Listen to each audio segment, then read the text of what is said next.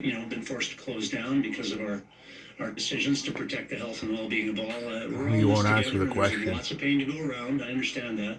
But again, our focus has been on continuing supports and growing supports for those who are more continuing to do that with, for example, the announcement of additional secure spaces for homeless people last week and that type of thing.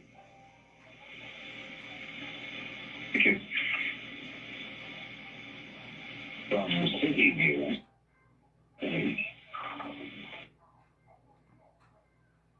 From City News, we continue to hear concerns over people not self-isolating to look at stricter enforcement like some other jurisdictions have done. It's a topic of discussion earlier today, and it continues to be a concern, as I expressed probably too bluntly late last week, but nonetheless, it is a concern when people refuse to understand the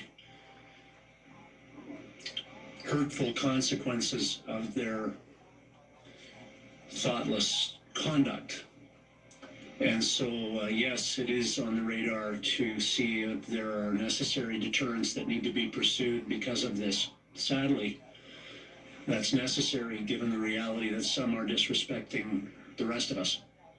Most are not, and I think it's important. But it's okay to disrespect the less fortunate. And to take pride in the fact that most You have no idea what pride people is. in this province are tremendously respectful of one another and have been behaving accordingly, but sadly not everyone seems to be getting the message. Talk about pride and talk about respect and honor, but he won't help the homeless and help the less fortunate with money.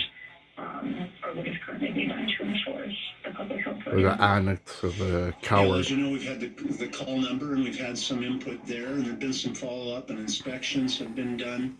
But I think you're raising a very fair point, and I think Manitobans expect now that there should be consequences for people that are being disrespectful to them and to their friends and their family, and to, frankly, the battle against COVID-19. So we're definitely taking a look at some additional steps, sadly.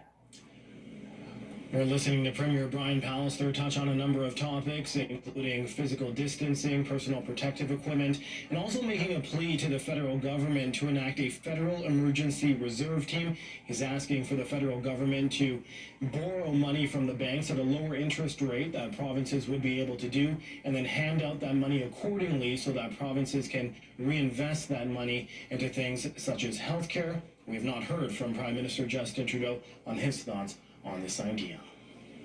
Healthcare workers are at the forefront of the fight against COVID-19. Many are working 14 and 16-hour shifts to deal with the volume of patients. But a problem facing many frontline workers isn't the patients, it's the parking. And as CTV's And yeah, my name is Philip Holmes. I'm from Winnipeg, Manitoba, Canada. Making parking free. And you're not. Is a registered nurse at Health Science